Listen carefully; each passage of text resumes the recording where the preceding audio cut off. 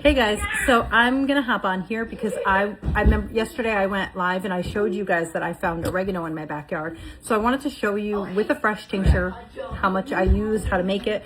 It's so easy. You guys are gonna be like, oh my god, why did I worry myself? Like, this is nothing. So right here I have 60 grams of oregano. That's how much I ended up picking.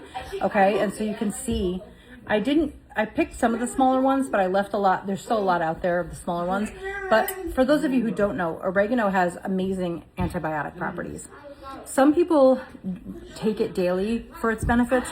I'm one of those people where I like to treat it as an antibiotic. So I only take it 10 to 14 days at a time when there's an active infection. Or like, so say like the kids get a scrape and it looks like it's starting to get angry and, you know, it looks a little infected. I'll give them like a drop or two twice a day. It's not something, it's really strong. So you can actually start on the lower dosing side of it too. So like my normal tincture, say 7 to 10 drops. With oregano, you can probably start at 7 and kind of work your way up. I also like it for an oil. I'm not going to make this into an oil because I actually just made a fresh batch of oil using dried oregano that I had. When I do it oil infusions, I only use dried herbs, so you guys know. Any water content, some people will say, oh, if you wilt it, it's okay. You know, most of the water's gone. Any water you introduce into oil is a breeding ground for bacteria and mold. You don't want that. So I have fresh oregano. I'm going to use this. What I did was I foraged it. I let it sit outside for about an hour to give the bugs a chance to hop off of it. I double checked it, made sure there was nothing on there. You rinse it with a sprayer, cold water, tap it dry with a paper towel, and you're good to go. And you have like tons of oregano. And you can even use this, like if you have like a little coffee blender thing, you can dry this, put it in there and grind it up and use it for seasoning your food too. But I like it for the antibiotic properties. So that's what if I had to have 4 herbs that I always have in my house, tinctures, like if they were like, Tiffany, you can never be an herbalist again or sell your products or anything, but you could have 4 things you can keep in your house. This would be one of them. Mullein would be another one, and elderberry. But the 4th one I'd have to decide. I'm not sure because there are so many other good ones. But anyway, oregano for antibiotic, because that's so huge, guys. Think about it. If there's a zombie apocalypse, what's the main thing you're going to need? You're going to need an antibiotic, right? So I have my things, and I want to show you, I'm going to do this messy because I want you guys to see that there's like no wrong way to do this. You don't have to be perfect. You can literally, okay, watch this. I have my herb cutting scissors. You stick it in the jar a little bit, okay? And just cut. I cut an inch off, maybe 2 inches. Cut another 2 inches. Can you guys get him? Guys, can someone get him? Before he gets... You're gonna go crazy. And look, I'm not... That was a mason jar. Didn't break. Didn't break. So, I'm not going crazy here. I'm not... There's a crack in it. There's a crack. Oh no, that's the seam. Okay. I'm not going crazy here. I'm just cutting it into like 1 to 2 inch pieces. Okay? 60 grams, that's all I have here. I think it was like 60 and a half. And put this in. Some little pieces fell. Oh my God, it smells so good. And look, it doesn't look like a lot, right? But that's it though. That's it, guys. It's that simple. There's no, do I have to cut it into small little pieces? If you want to, you can stick your scissors in there and cut it smaller. Because this is a leaf and it'd be different. Like if it was a root, I would say cut it like ginger, garlic, I would say cut and just like slice it, ginger, slice it. But because it's such a fine, it's already a very fine type of herb. You know, it's just leaves and a stem. It's very thin. There's not a thick like dense cellular structure. You don't really have to cut it up too much. I could have literally taken those plants, cut them into thirds and just shoved them in that way and it would have been just as good. So, oh, it smells so good fresh. Nate, don't kick your sister in the head. So then I'm going to get my 80 proof vodka. Okay. Maybe this time I won't spill it. I'm going to add it in.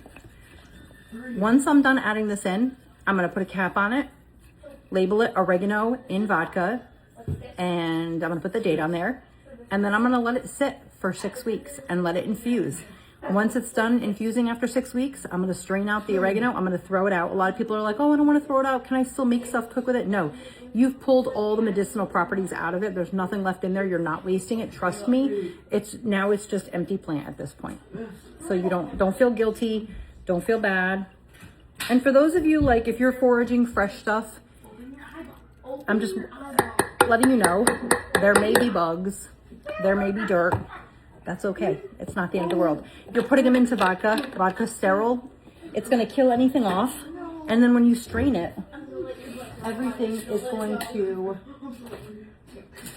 get this for the other one. Everything is going to be out of there. Okay. We have immune systems, guys. Your immune system will take care of it. Don't you worry. Okay. So check this out. That's it. I have a tincture, an oregano tincture. How crazy is that? Not hard, right? You guys can do this. And if you don't have access to fresh oregano, you can try, I know a lot of farms sell it. Or you can even get, like, if you trust your grocery store, the organic department, I bet would have fresh oregano. You can make, I have a lot. I use 60 grams in a 64-ounce jar. And so it's the catnip. He's coming for the catnip. I have catnip on my desk. Kidding? No. Get away. So if you can do that, you can look at a local farm. He's out of control. Different places, or you can just try and grow it yourself. But you're not going to need as much as I did, because if you're thinking about, say it's for you and your family, okay? You don't need a 64-ounce jar. I have a big jar like this because I sell this on my website. Okay, so for you and your family, you have to think you're taking drops of this at a time, and it's not something you're taking all the time. A 16-ounce jar would be more than enough. No, please. It would be more than enough. Okay, so 16-ounce jar, fill it up with a couple small oregano plants, add in your 80 proof vodka, let it sit for 6 weeks, strain it, and you have yourself nature's antibiotic. All right, guys, and it's a broad spectrum antibiotic. It's actually effective against MRSA. It's effective against Candida yeast.